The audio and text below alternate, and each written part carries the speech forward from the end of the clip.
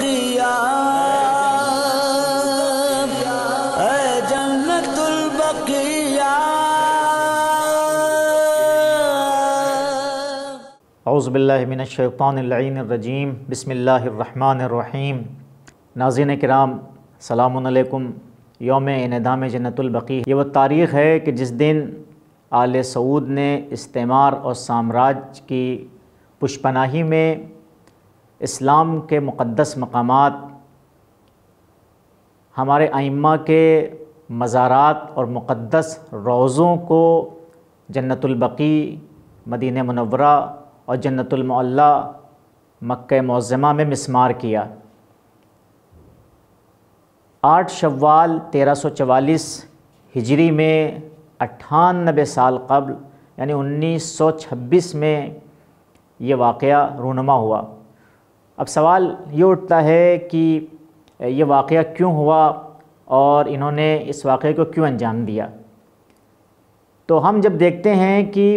عالم اسلام میں جتنے بھی مزارات تھے، عالم اسلام کی اہم شخصیات تھیں، عالم اسلام کی مقدس ہستیاں تھیں، ان کا احترام ہمیشہ سے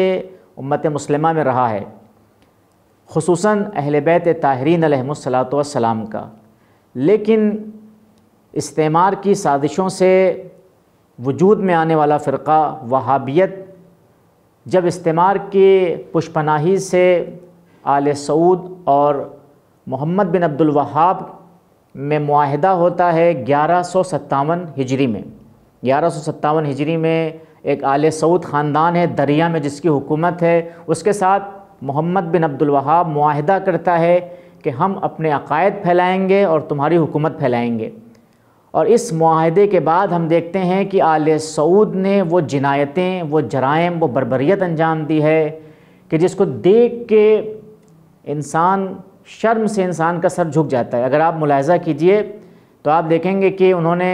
خود عبد الوہاب نے سب سے پہلے دریا سے اپنے وطن اویینہ پر حملہ کروایا ہے اور وہاں پر قتل و غارت گری کرائی ہے، پھر حریملہ، اور اس کے بعد پھر ہم دیکھتے ہیں کہ حجاز کے تمام علاقوں پہ انہوں نے لوٹ مار کی ہے۔ جو قافلے جاتے تھے، جس کو کہہ لیں کہ آپ زیارات اور حج پہ انہیں لوٹتے تھے،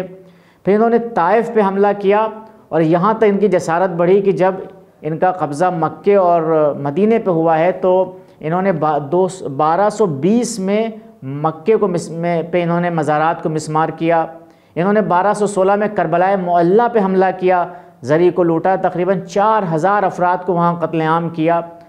تو جب اس طرح کا حادثہ ہوا تو اس وقت عالم اسلام میں ایک اہم حکومت عثمانی سلطنت تھی۔ عثمانی سلطنت نے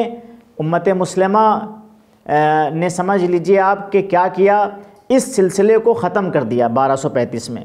اور تقریباً 1235 یعنی 1820 میں یہ سلسلہ ختم ہو گیا اور ان کی جڑوں کو حجاز اور مکے اور مدینے سے اکھاڑ دیا گیا۔ لیکن دوبارہ چونکہ استعمار کا بنایا ہوا یہ فرقہ تھا، دوبارہ ہم دیکھتے ہیں کہ جب استعمار کے پنجے بر صغیر میں مضبوط ہو گئے اور عالمی استعمار سامراجی طاقتوں نے جب انسانوں کو بربریت اور لوٹ مار اپنی تمام ہر علاقے میں انہوں نے مچا دی اور خصوصاً بر صغیر کو انہوں نے لوٹا، تو اس کے بعد ان کی نگاہیں ان ممالک پہ پڑیں جو سلطنت عثمانیہ کے تحت سرزمینیں تھیں۔ تو سب سے پہلے تو انہوں نے ڈیوائیڈ اینڈ رول کے تحت ہم دیکھتے ہیں کہ عربوں اور ترکوں میں اختلاف کرایا، اور اختلاف کرانے کے بعد جب عربوں نے وہ علاقے ترکوں سے فتح کر لیے تو فرانس اور انگلینڈ نے ان علاقوں کو اپنے حصوں میں بانٹ لیا، اور وہاں پر پھر یہود کو لا کے بسایا گیا، اور 1948 میں اسرائیل نام کا ملک وہاں پر وجود میں آیا جو پہلے نہیں تھا۔ اسی طرح سے انہوں نے حجاز میں شریف مکہ کی حکومت تھی، مکہ و مدینے میں، ان حکومتوں کو مٹانے کے بعد انہوں نے اپنی سرپرستی میں دوبارہ آل سعود کو یہاں پر لا کر قابض کیا اور ان کی حکومت دوبارہ قائم ہوئی تقریباً وہی پہلی عالمی جنگ کے بعد۔ اور 1926 میں جب انہوں نے مکے اور مدینے پہ قبضہ کر لیا تو ہم دیکھتے ہیں کہ آل سعود نے مکے پہ قبضہ کرنے کے بعد 8 شوال 1344 ہجری یعنی 1926 میں انہوں نے مکہ مکرمہ اور مدینہ منورہ میں ان مزارات کو انہوں نے مسمار کیا۔ بہرحال یہ بہت بڑی جسارت تھی کہ امت مسلمہ کی بزرگ ہستیاں، اہل بیت اطہار علیہ السلام کی بزرگ ہستیاں، خود ازواج رسول جو امہات المومنین ہیں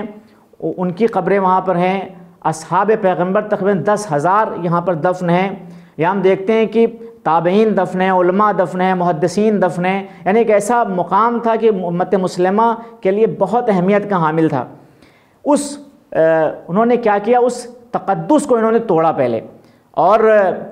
پھر اس کو ایک دینی رنگ دینا چاہا جو تمام دلیلیں ان کی باطل ہیں۔ بہرحال اس دلیلوں پہ ہمیں نہیں جانا ہے۔ پھر ہم دیکھتے ہیں کہ اس فرقے نے پہلے تو اسلامی ان مزارات کو ڈھایا، پھر تمام عالم اسلام کو اس وقت سے لے کے آج تک یہ فرقہ نقصان پہنچا رہا ہے۔ آج دیکھ لیجیے آپ یمن میں کس طرح سے یہ یمن کے عوام کو یہ مار رہے ہیں، آل سعود کس طرح سے وہاں تباہیاں مچا رہے ہیں، کس طرح سے وہاں پر بربریت انجام دے رہے ہیں، اور انہوں نے داعش بنا کر کس طرح سے سوریہ اور شام کو انہوں نے لوٹا ہے، اور شام میں یعنی گویا کہ کہہ سکتے ہیں کہ اسلامی ممالک کو انہوں نے اس وقت سے جب سے ان کا وجود ہوا ہے انہوں نے ہمیشہ اسلامی ممالک کو لوٹا ہے، اسلامی ممالک کے خلاف انہوں نے سازشیں رچی ہیں، اور وہ جنایتیں جو یہ اسلامی ممالک میں اس مسلمانوں کے خلاف انجام دیتے ہیں، پھر استعمار آ کے اس کو اسلام کے نام پہ لکھتا ہے کہ دیکھو مسلمان دہشت گرد ہیں، مسلمان ٹیررسٹ ہیں، حالانکہ یہ جو انجام دے رہے ہیں یہ وہی لوگ ہیں کہ جو اسلامی مقدسات کی توہین کر رہے ہیں، بقی کو جنہوں نے مسمار کیا ہے، وہی لوگ آ کے داعش بناتے ہیں، طالبان بناتے ہیں، القاعدہ بناتے ہیں، سپہ صحابہ بناتے ہیں، اور وہی فکر آ کے مسلمانوں کا قتل عام کرتی ہے، اور پھر بدنام بھی مسلمانوں کو کیا جاتا ہے۔ تو ہم عالم اسلام تمام دنیا کو بشریت کو بتا دینا چاہتے ہیں کہ یہ فرقہ جو وہابیت کے نام سے مشہور ہے، جو اپنے کو سلفی بھی کہتا ہے، اور جنہوں نے ان مزارات کو مسمار کیا ہے اور جو مسلمانوں کا قتل عام کر رہے ہیں، ان کا اسلامی تعلیمات سے کوئی تعلق نہیں ہے، اور یہ استعمار کے ایجنٹ ہیں، استعمار نے انہیں بنایا ہے۔ تو ایک بات، دوسرا نقطہ جو بہت اہمیت کا حامل ہے وہ یہ ہے کہ ہم ان عالمی سامراج کو، ان آل سعود کو بتا دینا چاہتے ہیں کہ انشاءاللہ وہ دن قریب ہے کہ ہم یہود سے قدس کو حاصل کر کے رہیں گے، اور وہ دن نزدیک ہے کہ ہم ان آل سعود سے ان مزاروں کی تعمیر کروائیں گے، اور انشاءاللہ وہ دن نزدیک ہے کہ مکے اور مدینے کو ان کے ناجائز تسلط سے انشاءاللہ آزاد کرائیں گے، اور وہاں پر ان روضوں کی تعمیر کرائیں گے، جس طرح سے ہم انشاءاللہ قدس کی پاکیزہ سرزمین کو ہم ان یہود کے نجس ہاتھوں سے انشاءاللہ آزاد کرائیں گے، اور قدس میں جا کے مسلمان نماز پڑھیں گے۔ بہرحال یہ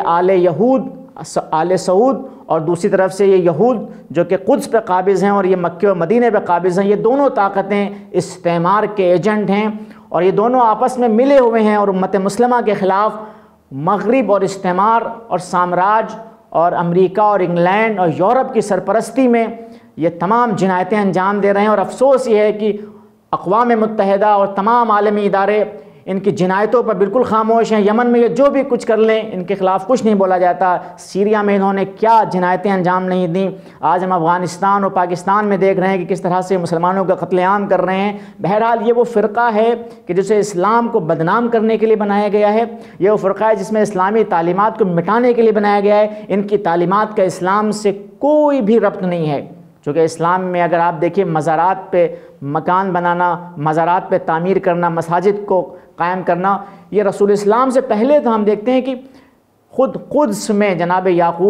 داؤد کی قبر، یا الخلیل میں حضرت ابراہیم، حضرت اسحاق، حضرت یعقوب، حضرت